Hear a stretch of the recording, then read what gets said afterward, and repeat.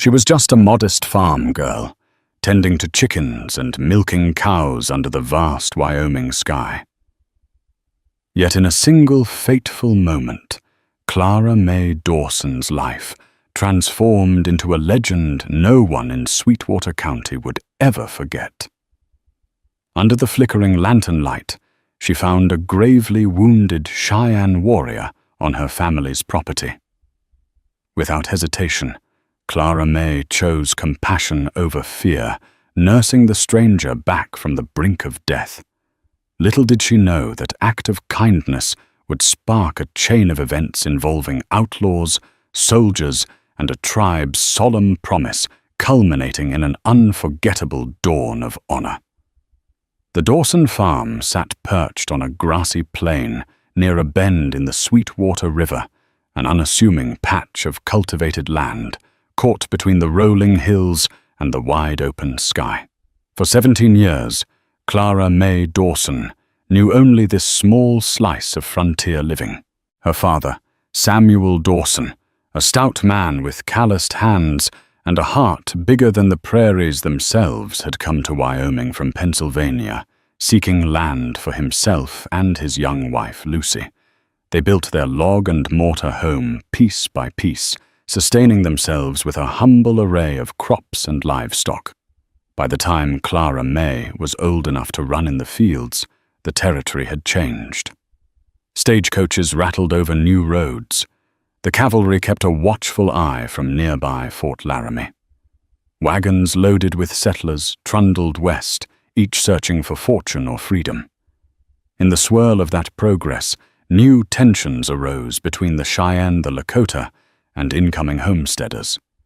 The Dawsons tried to remain neutral, forging peaceful relationships whenever possible, though rumors of raids and conflicts were never far away. Clara May wasn't a stranger to the presence of the native tribes. Occasionally she saw glimpses of riders silhouetted against the rising sun, or found footprints near the river's edge. But no trouble had ever come directly to their home. Samuel Dawson made it clear they would always show respect to the land's original inhabitants. He taught Clara the importance of living in harmony, warning her that fear bred violence on both sides. Through the seasons, Mother Lucy's influence balanced his. She was the calm presence at home, ensuring that love and warmth filled the walls despite the surrounding uncertainties. Then one brisk autumn evening, when the fields lay golden in the fading light and a cold wind whispered over the plains, everything changed. Alone in the barn, Clara May stoked the lantern's flame, carefully brushing down their old mare Ladybird. That's when she heard a muffled groan, a gasp for air coming from outside in the tall grass. At first, she thought it must be an injured animal.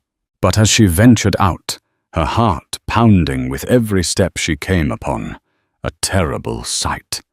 A Cheyenne man, torn by bullet wounds, barely conscious. He was dressed in traditional buckskin breeches, the beaded vest stained with blood. An eagle feather was tangled in his long, dark hair. Struck by his injuries, Clara May knelt beside him, tears threatening to blur her vision. Every cautionary tale she had ever heard echoed through her mind, stories of feuds of vengeance and of unstoppable conflict. Yet in that very moment, empathy won over fear.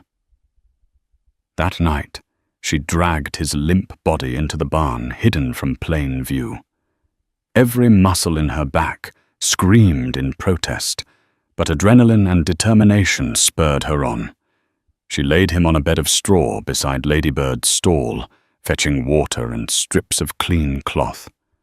By lantern light, the warm glow dancing across her freckled cheeks, Clara May began to clean and dress the wounds the best she could. Her eyes darted to the barn door, half expecting armed men to burst in at any moment, accusing her of harboring a dangerous foe. As she worked, the man would groan in pain, drifting in and out of consciousness. She offered gentle words he likely couldn't understand. Though fear weighed heavy in her heart, She recognized something deeper in this stranger's eyes, a profound gratitude, even in the haze of agony. If she told her father right away, what would happen? Samuel Dawson was a kind soul, but practical he might fear for the farm's safety and demand the man be turned away, or possibly turned over to Fort Laramie's soldiers. Yet leaving this man to die would surely crush Clara May's own sense of right and wrong. Determined to do the only thing she believed was morally correct, Clara May continued her midnight vigil. Eventually, she slipped out of the barn to fetch more supplies, an extra quilt, some hot water. She'd keep this secret until morning at least. By then, perhaps she'd find the words to convince her parents that saving this man was the only humane choice. Morning dawned clear and crisp. Samuel and Lucy Dawson discovered Clara May's secret soon enough when they heard her hushed voice whispering in the barn. At first, Samuel's expression hardened in worry. His daughter was risking the entire family's safety by nursing a wounded Cheyenne warrior. War drums, rumors of raids. The entire region braced for violence, especially after a recent attack on a wagon train near the Bozeman Trail. Even the name Cheyenne struck fear in many settlers' hearts. But Lucy quickly saw the seriousness of the man's injuries and recognized the compassion that had driven Clara May's choice. While Lucy helped redress the wounds, Samuel stepped outside, scanning the horizon for any sign of riders. The man's presence could spark trouble if discovered by the wrong people. After a moment's tense deliberation, they agreed to keep him hidden until he recovered enough to travel or communicate. The nearest doctor resided in Casper, a day's ride to the northwest, but bringing the warrior to town risked too much both for him and the family. Clara May sat by the stranger's side, feeding him spoonfuls of warm broth. She learned that his name was Tar, meaning shadow hawk, in his tongue, though she only understood when he whispered it repeatedly in delirium. Over the following days, Shadowhawk's condition improved slowly. He still couldn't walk without help, and they had to be cautious with his chest wound, but color gradually returned to his cheeks. He would murmur words in Cheyenne, trying to convey something, but the language barrier was daunting. One late afternoon, while Lucy changed the bandages, Shadowhawk pointed to the horizon. With a serious look in his eyes, he uttered a single word that sounded like "Ainova," gesturing again toward the rising sun. Clara May guessed he might be referring to his people. Perhaps he needed to return to them. The worry that more Cheyenne might come searching weighed on the entire Dawson household. Meanwhile, to calm her husband's anxieties, Lucy reminded Samuel of his old friend Colonel Henry Inman, who had been stationed for a time at Fort Laramie. Colonel Inman was known for his attempts at peaceful relations with local tribes. Lucy suggested that if pressed, maybe they could confide in him. Though no longer an active commanding officer, Inman had contacts who could mediate. But for now, secrecy remained their best choice. In the small household, tensions brewed like storm clouds. Samuel grew increasingly concerned about the ramifications if word got out. He also worried about feeding an extra mouth when their harvest was only marginally successful that year. Yet every time he looked at Clara May's face, bright with hope and determination, he knew they'd made the right decision to save this man. Some nights Lucy found him in the yard, staring at the wide-open plains, worry carving deep lines across his weathered face. It was during one of these tense evenings that Shadowhawk's significance became clearer. Inside the barn, where they'd fashioned a makeshift bed, Clara May found him awake, feverish, yet remarkably lucid. He gestured for her to come closer, pressing a hand over the wound at his side, wincing in pain. Then he pointed to himself and said, "O cox ho he." Cheyenne. He paused, meeting Clara May's anxious gaze. Next, he slowly, painstakingly drew a series of lines in the dirt with a stick circles shapes that might depict a campsite, and then 3 distinct lines for rivers. He tapped the final mark, the biggest circle, and repeated Maheoo, a word Clara May did not understand. His expression, however, conveyed urgency, almost desperation. In those stifled moments under the aroma of straw and old saddle leather, Clara May discerned that he needed to return home. His tribe or family might be expecting him. Perhaps they believed him dead. If he was an important figure, a war leader, a scout, or a messenger, his absence could fuel conflict or misunderstandings. The more he tried to explain, the more she realized the magnitude of the situation. As the pink hues of dusk filtered through the barn's rafters, Clara May vowed to help no matter the risk. A week passed. Shadowhawk's wounds began healing well, thanks to Lucy's careful nursing and Clara May's constant attention. Each morning, Samuel quietly checked the horizon, dreading the possibility that soldiers or vigilantes might come hunting for stray warriors.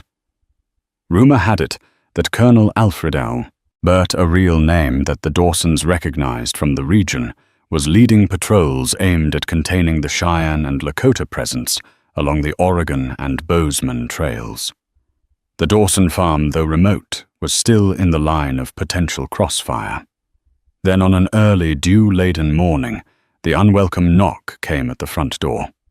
Clara May, stirring a pot of oats, froze at the sharp raps on the wooden frame. With a glance from Lucy, she hurried to hide in the barn with Shadowhawk just in case. Samuel opened the door to find 2 cavalry soldiers. Their dusty uniforms and hardened faces told of long patrols. One was Sergeant Alan Price, a name Lucy recognized from the Casper garrison. Price was accompanied by Private Liam O'Connell, a green recruit who looked exhausted, as though the rigors of frontier life had quickly stolen the youth from his face. Sergeant Price offered a stiff greeting. "Morning, Mr. Dawson," he said, scanning the yard. "We're checking the area for any sign of fugitives. There's been a report of a Cheyenne warrior spotted along the Sweetwater River. We suspect he might be injured. Have you seen anything unusual?" Fear rippled across Samuel's expression, but he quickly masked it with annoyance. "We keep to ourselves, Sergeant," he replied, leaning against the doorframe in a casual pose. "No strangers here. Just me and my wife and my daughter who's away visiting cousins near Independence Rock." Lucy stood quietly behind him, her hands balled in her apron. She tried to steady her breathing. If the soldiers asked to look inside the barn, there might be no escape. Sergeant Price's gaze roamed over the homestead. "We might have to conduct a quick search. Orders from Colonel Burt himself." Samuel's voice grew stern. "Now hold on there, Sergeant. We're loyal settlers, not rebels or outlaws. Last I checked, this is private property. You got a warrant or some official paper?" Private O'Connell looked uncomfortable, as though he didn't relish searching a peaceful farm. Still, Sergeant Price pressed on. "We're under direct orders to find this savage before he causes trouble. Could be dangerous. I'm sure you understand." At the mention of the word savage, Lucy's cheeks reddened. She forced herself to stay silent, recalling that any argument might raise suspicion. Finally, Price nodded to O'Connell, and they stepped off the porch, eyeing the barn. Samuel's pulse quickened, but he casually followed them outside, wanting to stay between the troopers and the barn door. "You won't find any hostiles here," he insisted. "How long you 2 been in the saddle?" "You look half dead. We can offer you some water and maybe some biscuits if it'll help you on your way." The prospect of refreshment seemed to momentarily distract them. O'Connell rubbed his parched lips, while Price cast another wary glance around. "All right," he relented. "Could use some water." Lucy hurried to fill canteens from the well, her heart thudding so loudly she thought it must be audible. As the soldiers sipped the water, Samuel stayed in conversation with them, repeating that they'd seen no one, that things were peaceful. Eventually, Price seemed satisfied, though he gave one last lingering look toward the barn. "If you see or hear anything, he warned you'd best report it, Mr. Dawson." Samuel nodded solemnly, half bowing to show respect but not deference. "We'll do our civic duty." Within minutes, the soldiers mounted their tired horses and rode off, stirring up a cloud of dust behind them. Only when they disappeared beyond the hills did Clara May emerge, leading a still limping Shadowhawk by the shoulder. Lucy pressed a hand over her thudding heart. Shadowhawk's eyes showed relief, though a flicker of concern remained. He was still not safe, and he knew it. With the near discovery by soldiers, the Dawsons faced a pivotal decision. They could try to smuggle Shadowhawk to safety. They could wait for him to fully recover and risk further visits from patrols. Or they could send word to Colonel Henry Inman at Fort Laramie, hoping he might broker a peaceful arrangement. After much deliberation, they decided to help Shadowhawk get back to his people, assuming they could track them. Clara May recalled the marks he'd drawn in the dirt, pointing to a region further south near the forks of the Platte River. With some basic supplies and caution, perhaps the young farm girl could guide him there. She was light on her feet, a skilled rider, and she knew the land well enough to avoid the main roads. Lucy insisted, though, that Samuel accompany her. But Sam worried that as a middle-aged man less nimble, he'd slow them down or draw attention. Clara May, on the other hand, could pass quietly, and people might not suspect a mere girl traveling alone with a battered horse if they avoided major thoroughfares. It was a precarious plan, but time was running out. The real threat of Colonel Burt's patrols hung heavy over the farm. That night, by the warm glow of the fireplace, they laid out tanned hide maps pointing out possible routes. Lucy prepared dried biscuits and jerky, while Samuel pressed spare bullets into Clara May's palm, a small single-shot pistol his father's relic from the Civil War era. He insisted she take it for protection. Shadowhawk, despite his limited English, understood they intended to help him return. He clasped Clara May's hand, murmuring a soft phrase she didn't recognize, but she felt it like a blessing. The next morning before dawn, father and daughter loaded up a small wagon with a canvas tarp, food and water. Their hope was that, if spotted, it might look like Clara May was simply hauling goods to a nearby settlement. Shadowhawk would lie hidden beneath the tarp. After crossing the river, Samuel would return while Clara May continued. Though no one said aloud what might happen if trouble found her on the open plains.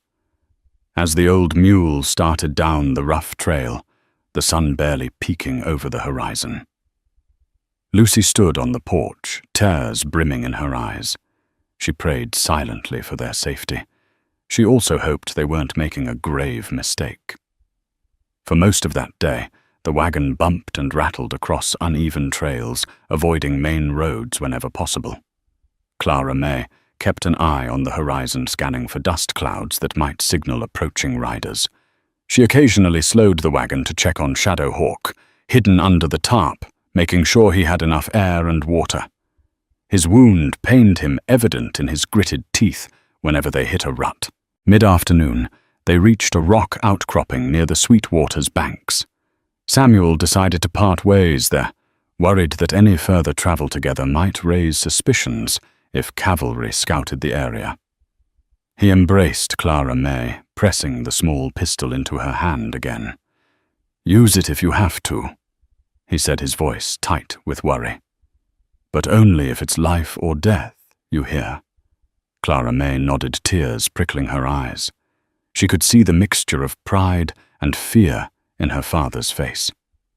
"I'll be careful," she promised, "and I'll come home as soon as possible." They parted ways under a sky streaked with pink and gold.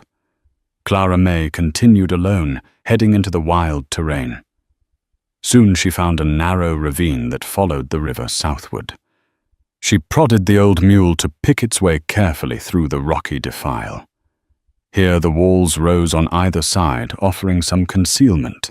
Her senses sharpened, listening to the muffled thump of the mule's hooves, the distant rush of the river, and the cry of hawks overhead.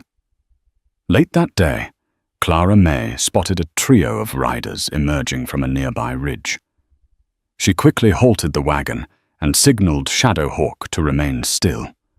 The riders were too far away to see details, but she realized they weren't wearing cavalry blue.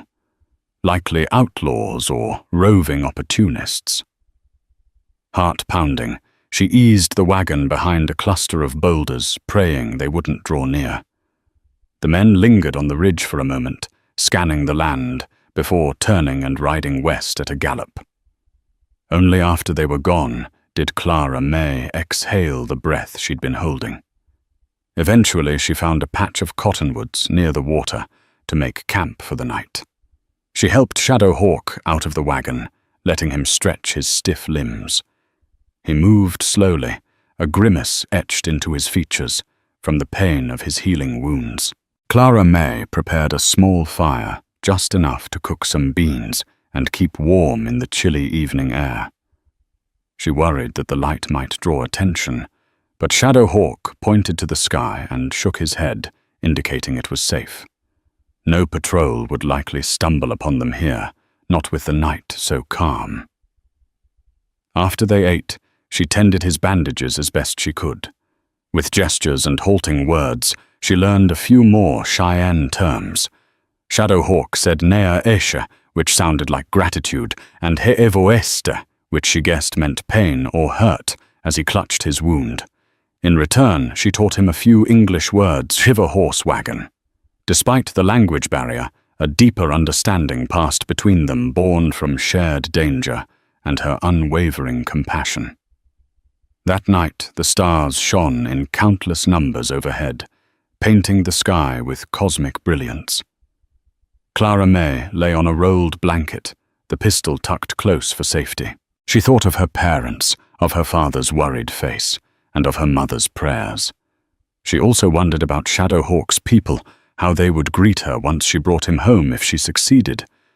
Before sleep claimed her, she felt a sudden surge of pride. For once, she wasn't just a farm girl stuck in a quiet life. She was forging her own path, guided by courage and kindness. Day 2 of her solitary journey brought new obstacles. The narrow ravine opened up into a broad, wind-swept plain, dotted with sagebrush and scattered rock formations.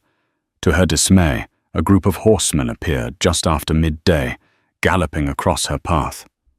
Clara May recognized the glint of firearms and tried to steer the wagon away, but it was too late. One of the men waved an arm, beckoning for her to stop. She swallowed hard and complied, reining in the mule. From behind, she heard Shadowhawk shift under the tarp, likely prepared to fight if necessary. But if gunfire broke out, they had little chance. A rugged-looking man approached, a revolver holstered at his hip and a bandolier slung across his chest. "Ma'am," he drawled, tipping a battered hat. "You alone out here?" She nodded, summoning her courage. "Yes, sir. My pa asked me to deliver supplies to a trading post near the Platte." A simple, hopefully believable lie. The man cast a glance at the wagon bed. "Trading post, eh? That's quite a drive for a girl by herself." Clara May tried to keep her tone steady. "I manage fine. Pa's too busy at the farm to spare the time." Another rider circled around, suspicious eyes, scanning the tarp. "What you got back there?" Her pulse pounded in her ears. She forced a smile. Feed sacks, mostly. Some salted meat. For trade, you know. The men exchanged glances. They might be outlaws or renegade scouts or bounty hunters, she couldn't be sure. The group counted 5 in total, and each had a hardened edge to their demeanor. The first man squinted at her. We heard rumor there's a wounded redskin around these parts. Cavalry's offering a reward. You seen anything suspicious? Her breath caught in her throat. If she lied poorly, they'd search the wagon. Mustering her acting skills, she frowned. A wounded Indian? No, sir. Haven't seen a soul all day. Besides you. Fine gentleman. One of the outlaws spat into the dust. Ain't that a shame? We'd love to collect that bounty. A tense silence followed. Slowly, the leader of the group nodded. All right then, miss. Safe travels. Hope you find that trading post. They trotted off, leaving a swirl of dust in their wake. Clara May watched them go, her heart beating like a drum. Only when she was certain they wouldn't return did she urge the mule forward again, offering a trembling smile of relief in Shadowhawk's direction. They'd narrowly avoided disaster.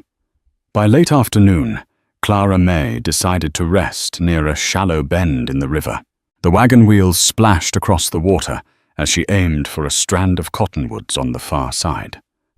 Safely beneath the canopy of leaves, she cut the mule loose to graze. Shadowhawk emerged from under the tarp, leaning against the wagon's frame, face etched with pain. His bandages were soaked with sweat, and she worried about infection. She dug into their dwindling medical supplies. She had only a small stash of herbs Lucy had prepared for antiseptic. Hold still, she murmured, patting his arm as she gently lifted the bandage. He winced, but didn't protest. I must go home, he rasped in halting English, a testament to his determination to communicate. She nodded. Soon she assured him, We'll keep going. Before she could finish rewrapping the wound, the crunch of footsteps over dried leaves startled them both. Clara May spun around, hand darting for the pistol. Emerging from the shadows was an older man, with a wiry frame, dressed in tattered clothes and a wide-brimmed hat. He raised his hands in a gesture of peace. Whoa now, little lady, he said, voice gravelly, yet calm. I ain't here to start trouble. Name's Cletus Garner. I've been trapping and prospecting around these parts for near 30 years. Clara May kept the pistol hidden at her side. You alone? She asked, eyes scanning behind him. Cletus nodded. Are you? Just me and the forest creatures. Smelled your fire, figured I'd see who was about. He noticed Shadowhawk eyes flickering in recognition of a native warrior. Looks like he's in a bad way. Need any help? She hesitated. Could she trust this stranger? He didn't wear a uniform, nor did he look like a bounty hunter. He had a grizzled, sunburnt face that suggested a life of honest, if rough, labor. Sensing her uncertainty, Cletus slowly lowered his hands and spoke softly. I'd lived among the Cheyenne some winters ago, trading furs. They treated me decent. I can help you with them wounds if you want. Shadowhawk, despite not fully understanding English, seemed to recognize kindness in the man's tone. He lifted his chin in cautious acceptance. Clara May weighed the risks. If Cletus had ill intent, he could have ambushed them. Instead, he came peacefully offering aid. She decided to take a chance. All right, she agreed, stepping aside. We're just trying to get him back to his people. Cletus knelt beside Shadowhawk, examining the bandages. He produced a small pouch from his coat filled with dried herbs. Cheyenne taught me a thing or two about healing. Let's see if we can fix you up. Working with deft hands, he cleansed the wound, applied a poultice and rewrapped the bandages. Shadowhawk let out a soft sigh, a moment of relief from the throbbing. "This'll help draw out infection," Cletus explained, packing up his herbs. "He'll need rest, though. Going too far too fast might kill him." Clara May bit her lip. "But we have to keep moving." She explained about the cavalry and outlaws seeking a bounty. Cletus let out a low whistle. "Seems you're in a tight spot. You keep going south along the river. For another day or so, you'll reach the territory where the Cheyenne still roam, near the big cottonwood stands. If you're lucky, you'll find his kin. If you're unlucky, you'll run into Colonel Bert's men, or some meaner folks." She thanked him and offered some biscuits, which he gratefully accepted. Before Cletus departed, he offered a final piece of advice. Travel at dawn or dusk. Avoid midday. That's when folks can spot you from miles away. He tipped his hat to Shadowhawk, said a phrase in Cheyenne that seemed to comfort him, then vanished back into the wilderness as quickly as he'd arrived. Taking Cletus's advice, Clara May decided to press onward in the pre-dawn hours. She shook Shadowhawk gently awake, helped him climb into the wagon, and urged the mule along the riverbank under the cover of darkness. The rising moon cast a faint glow enough to see the way without a lantern. Exhaustion weighed on Clara May's body. She hadn't properly rested for days, always alert for danger. Soreness settled into her bones from steering the wagon over rough terrain. Still, she refused to abandon her mission. A sense of duty, or perhaps destiny, pulled her forward. Around midnight, the mule stumbled over a rock, nearly overturning the wagon. Clara May managed to steady the reins, but the sudden jolt caused Shadowhawk to cry out in pain. She jumped down to check on him, only to feel something whiz past her ear. An arrow. Instinct kicked in, and she ducked behind the wagon wheel, heart slamming in her chest. Then a low voice called from the darkness.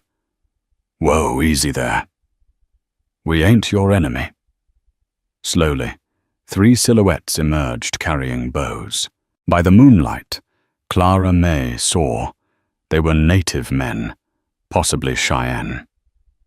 She raised her hands, praying they wouldn't loose any arrows. Shadowhawk managed to lean out from the wagon, addressing them in frantic Cheyenne. The men rushed forward, lowering their weapons. One of them, tall, with braided hair and a stone-faced countenance, spoke to Shadowhawk in a torrent of words. Clara May felt relief as tension melted from their postures. It seemed they recognized him. They helped him down from the wagon, supporting him by the arms. He introduced Clara May in broken Cheyenne, and though she couldn't grasp the full conversation, the men nodded at her with respect. She caught the name Otae repeated several times, a name or a title. One of the warriors motioned for Clara May to follow. Without hesitation, she left the mule behind for a moment and accompanied them on foot. Shadowhawk leaned heavily on the tall warrior, each step visibly painful. As they moved deeper into the cottonwoods, a small clearing opened to reveal a temporary camp. A few tents, a low burning fire, and the gentle nickering of ponies tethered nearby. A woman emerged from one tent, her expression blossoming into shock and relief upon seeing Shadowhawk. She rushed forward, speaking rapidly, tears glistening in her eyes. Shadowhawk eased into her embrace. Clara May stood at the edge of the firelight, her heart swelling at the reunion she had fought so hard to achieve. Then the tall warrior approached Clara May, indicating she should sit by the fire. He offered her a blanket as the night air grew colder. Another warrior carefully examined Shadowhawk's injuries. A hush fell over the camp as they realized how close to death he had come. Clara May gazed around, uncertain of her next move. In time, the woman, likely a relative of Shadowhawk, approached with a small bowl of warm stew. She handed it to Clara May, smiling through tears. Though no words were exchanged, that smile conveyed more gratitude than any language could express. Over the next several days, Clara May found herself in an unexpected sanctuary among these Cheyenne. Word spread quickly through the small band that this white farm girl had risked her life to save Shadowhawk. Some looked on her with curiosity, others with cautious respect. Yet no one treated her unkindly. The older warriors, steeped in the struggles with the ever-encroaching settlers and cavalry, viewed her with a mix of admiration and confusion.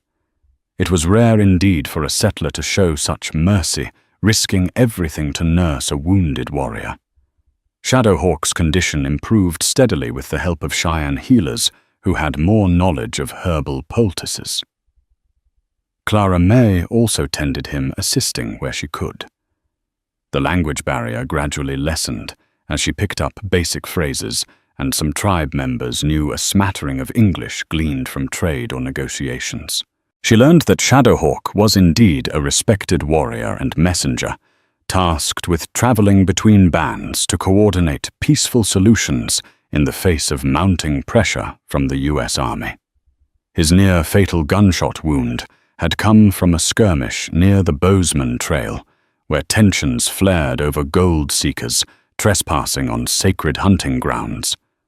One evening, the tall warrior who'd first lowered his bow introduced himself in halting English as One Bear. He'd lost 2 brothers in raids by unscrupulous vigilantes. Yet as he sat with Clara May by the campfire, he expressed a measured acceptance of her presence. "You saved Ty," he said, using Shadowhawk's Cheyenne name. "You good heart." She nodded, her eyes flickering with the fire's reflection. "I wish there was peace," she whispered, feeling the weight of centuries of conflict. He studied her face. "You tell white soldiers peace.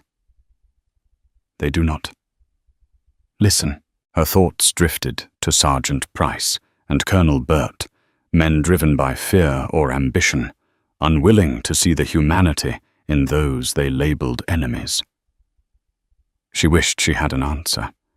Instead, she told One Bear about Colonel Henry Inman, a man she believed might help. He listened gravely, uncertain if any single person could shift the tide. In time, Shadowhawk gained enough strength to walk on his own. The entire camp recognized that his survival was a direct result of Clara May's intervention. He sought to honor her, but she demurred, saying she only did what anyone with a conscience would have done. Peace, however, was a fleeting notion in the Wild West. Word reached the Cheyenne camp that Colonel Burt's patrols were sweeping south, arresting or driving out any Cheyenne they encountered, peaceful or not. The tension in the camp soared. Some advocated packing up and moving further into remote territory. Others spoke of standing their ground. Shadowhawk conferred with his fellow warriors. Clara May felt uneasy, recalling how close the cavalry had come to discovering him at her home. If the soldiers found this camp, it could become a massacre. That night, One Bear caught Clara May's arm. "We ride soon," he said. "Need safe place." She realized he was asking for her advice.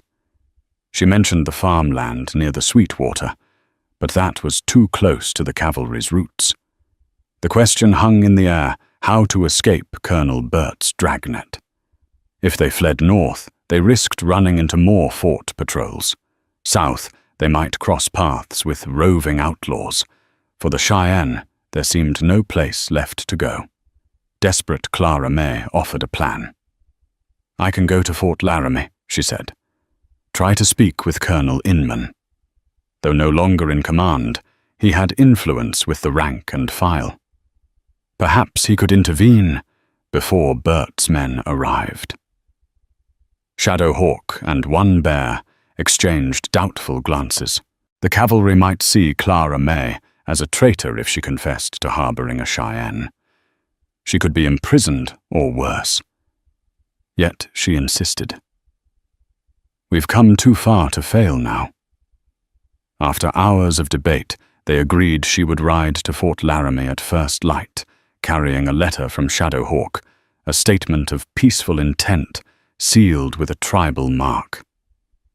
The risk was immense, but time was short. At dawn, Clara May said her farewells. Shadow Hawk pressed a beaded bracelet into her hand, a token of gratitude and trust. One bear clasped her arm in a gesture of solidarity. She mounted a spare pony they provided her heart hammering in her chest, and set out toward the fort miles away. The journey took 2 days, skirting known patrol routes. Clara May traveled mostly by night, resting in hidden gullies during the day. Exhaustion weighed on her, but an unshakable determination pushed her onward. She pictured the worried faces of her parents waiting anxiously for her return. She also pictured the kind faces of the Cheyenne families who had welcomed her. Finally, she approached the sturdy wooden walls of Fort Laramie. Nervous cavalry sentries eyed her warily as she explained she had urgent news for Colonel Henry Inman. Though Inman was semi-retired, he maintained an advisory role. After some convincing, they led her inside. The fort bustled with soldiers, supply wagons, and the clang of the blacksmith's hammer. Clara May's heart raced. What if Colonel Inman refused to help? She was escorted to a small office where the colonel sat older now, his once raven hair streaked with grey. He looked up over a pair of reading glasses, eyebrows raised at the sight of a teenage girl in dusty clothes. "Miss Dawson, is it?" he said, reading her name from a note the guard had handed him. "What brings you to Fort Laramie?" Her voice trembled. She told him everything. Finding the wounded warrior, nursing him back to health, the near encounters with Colonel Burt's patrol, and the impending threat to Shadow Hawk's band. She ended by placing the sealed letter on his desk. Shadow Hawk, the Cheyenne warrior, wrote this. He wants peace. Please, sir, I beg you to read it, then speak to your men. Colonel Burt's patrol is marching south. They'll find that camp, and lives will be lost. Colonel Inman's weathered face grew more somber with each passing detail. He broke the seal, scanning the letter's contents with narrowed eyes. At last he set it aside, letting out a weary sigh. I've known many Cheyenne to be men of honor. The conflicts we face now are a tragedy. If what you say is true, Burt's overstepping his authority. But I cannot simply order him to stand down. My influence is limited. Tears sprang to Clara May's eyes. There must be something you can do. More people will die. He studied her admiration flickering in his expression. Your courage is remarkable, young lady. He reached for a quill and parchment. I'll write a dispatch to Colonel Burt, instructing him to halt any offensive action until we can hold a proper council. Perhaps that will buy enough time. Hope soared within Clara May. Thank you, she whispered. Colonel Inman sent a messenger immediately and arranged for Clara May to rest overnight in the fort's guest quarters. She fell into bed drained by the ordeal, but relieved that help was on its way if the message reached Burt in time. In the morning, Colonel Inman offered Clara May an escort back south, but the young girl sensed time was too short for a full cavalry detachment to muster. Instead, she urged that the messenger ride ahead while she followed more swiftly on her own. Inman reluctantly agreed, providing her with fresh supplies, a better horse, and a heartfelt plea to be cautious. As she rode out from the fort, the crisp air lashed her face, but hope burned bright in her chest. She prayed Colonel Burt would heed Inman's request. If Bert ignored it, her mission would be in vain. Racing across the plains, she covered in hours distances that had taken days before. The new horse, a sturdy bay gelding, responded eagerly to her signals. She pressed on, only stopping when her mount needed water. Memories of the Cheyenne camp propelled her forward, the children playing by the riverbank, the elders quietly weaving blankets, the worry etched in one bear's eyes. She had to reach them. On the second day of her return, she spotted a column of dust rising on the horizon. Soldiers. Her heart hammered. She veered west, urging the horse into a gully to remain unseen. From a vantage point behind a rise, she peered through swirling dust to see what looked like dozens of cavalry troopers, Colonel Bert's men, heading south, exactly where the Cheyenne were camped. Without hesitation, Clara May urged her horse to skirt the column, desperate to reach the camp before them. She rode well into the evening, not pausing to light a fire, and the darkness soon enveloped her. When dawn broke, she crested a hillside overlooking the cottonwoods. A sight of horror unfolded below Bert's cavalry had already arrived. They faced a line of Cheyenne warriors near the edge of the camp. Women and children huddled behind them. The air was electric with tension rifles and bows drawn each side, waiting for a spark that could ignite chaos. Clara May's stomach twisted in knots. She spurred her horse downhill, waving her arms frantically, ignoring the startled shouts of soldiers. One bear and Shadow Hawk recognized her immediately, relief mingling with alarm on their faces. Colonel Bert, mounted at the center of his line, whipped around, anger flashing in his steely gaze. "Stop there," he barked, pointing his pistol in the air. "Who are you?" She pulled her horse to a halt, chest heaving. "Clara May Dawson. I have a message from Colonel Henry Inman. He orders you to stand down." The troopers eyed her with confusion. Some lowered their rifles, uncertain. Colonel Bert glowered. "I take my orders from my superiors, not from some girl." Clara May wrestled in her saddle for the letter, brandishing it for him to see. "Colonel Inman demands a council, not a slaughter. If you refuse, you'll face court-martial for disobeying direct communication from a higher-ranking authority." Murmurs rippled among the cavalry. Bert's jaw clenched. His thirst for glory, or perhaps fear of losing face, battled with the knowledge that defying Inman's dispatch could indeed ruin him. Meanwhile, the Cheyenne warriors stood ready, arrows nocked, waiting only for a signal. The morning sunlight spilled across the plains, painting the scene in vivid gold.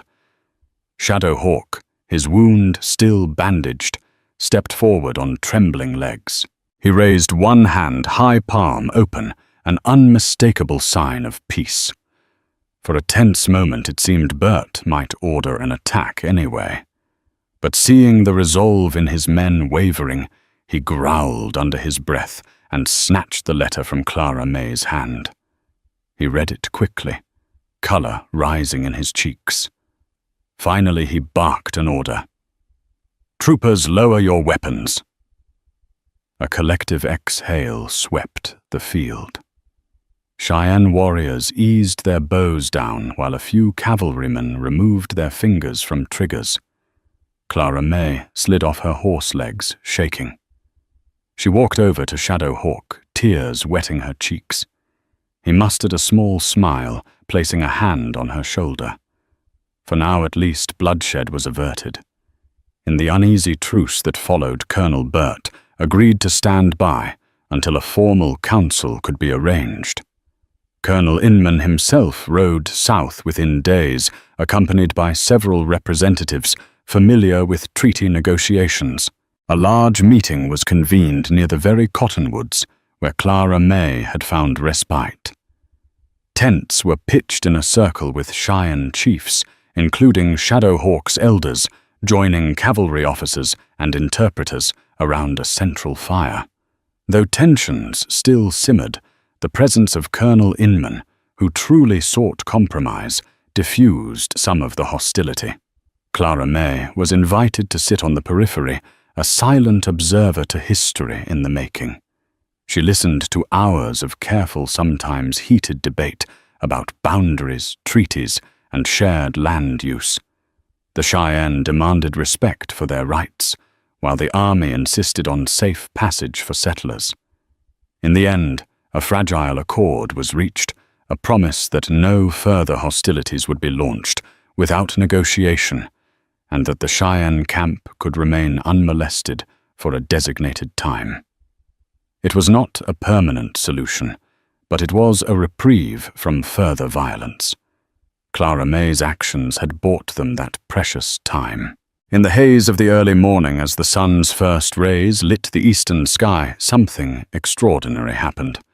The Cheyenne warriors gathered near Clara May's tent, perhaps a dozen strong, all wearing their finest regalia. One bear, stone-faced as ever, beckoned her to rise. Confused, she stood smoothing her rumpled skirt. Shadowhawk, dressed in a ceremonial breastplate, stepped forward. With deliberate solemnity, he raised a painted lance adorned with eagle feathers. He spoke in Cheyenne first, then haltingly in English. "We honor the one who saved a life, who braved the plains, who faced men with guns to protect us. This is our sister Clara May Dawson." He thrust the lance into the ground at her feet, a symbolic gesture of respect and gratitude. A chorus of chanting and the rhythmic beat of a hand drum followed, echoing through the still morning air. The cavalry soldiers, Colonel Inman, and even Colonel Burt, watched from a respectful distance, some with awe, some with discomfort. Tears streamed down Clara May's face as she realized the gravity of what they were doing. This was a sacred acknowledgement of her bravery, a recognition she never sought, but which was bestowed upon her nonetheless. She placed one hand on her heart and bowed her head. One bear solemnly said, "At dawn, we stand with you, sister." In that moment, the first orange and pink streaks of sunlight broke over the horizon, illuminating the entire gathering in soft radiance. Despite the uncertain future, the air bristled with a shared reverence, a unity bridging two worlds that had long been at odds. The council fires still smoldered in the cottonwoods when Clara May mounted her horse once more. Though Colonel Inman had kindly offered her an escort home, she gently declined her heart, telling her this journey, like every step that led to it, was hers to complete alone. Before she left, Shadowhawk approached her quietly, his dark eyes reflecting both sorrow and strength. He pressed into her palm a second beaded band nearly identical to the first. "To remember," he said softly. "Two paths, one spirit." She blinked back tears, her voice caught in her throat. Words felt too small for the moment, so she simply nodded, curling her fingers around the precious gift. She rode into the sunrise, the sky tinged with amber from the storm-cleansed earth. The vast plains stretched out like an old friend, still wild, but no longer unknown. The prairie grasses whispered in the wind, and for the first time she felt truly a part of them, not just a farm girl, but a witness to history, a thread in a deeper fabric of two worlds learning to meet. By the time she reached the edge of Dawson land, her heart beat with both longing and weight. The modest homestead came into view, smoke curling from the chimney. She hadn't realized how much she missed the scent of Lucy's bread or the creak of the porch swing. Suddenly, the front door burst open.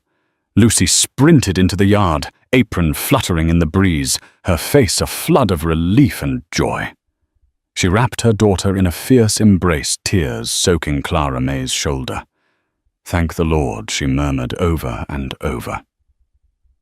Samuel followed slower, but just as moved. His weathered face broke into a wide smile as he took off his hat and pulled Clara May into a long, steady hug. "You came back different," he said. Pride thick in his voice, like someone who's seen more than her years. That evening by firelight, Clara May told them everything about the near capture by soldiers the night rides under the stars. The Cheyenne's hidden camp and the sacred dawn when she was named their sister. Lucy wept. Samuel sat in quiet awe. From that day on, Clara May was no longer seen as just a girl from Sweetwater. Rumors swirled, some dismissed her tale as fantasy, others whispered of her courage with reverence.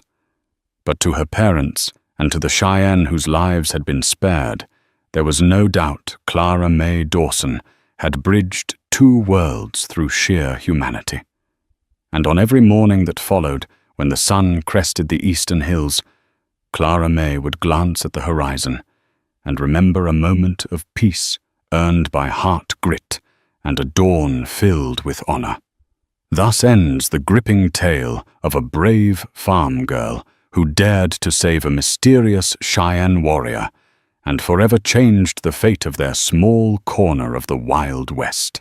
By her compassion, Clara May Dawson not only rescued a life, she ignited hope that understanding could bridge the fiercest divides. Today, as we recall her journey through dusty plains and tense standoffs, we remember that unity often begins with a single act of kindness. Call to action. If you found inspiration in Clara May's courage and the bond she forged with the Cheyenne, we invite you to like, share, and subscribe to our channel. Your support helps us bring more tales of daring and devotion to life. Spread the word and keep the spirit of empathy alive in your own journey. There's always another frontier waiting to be explored and another story to be told.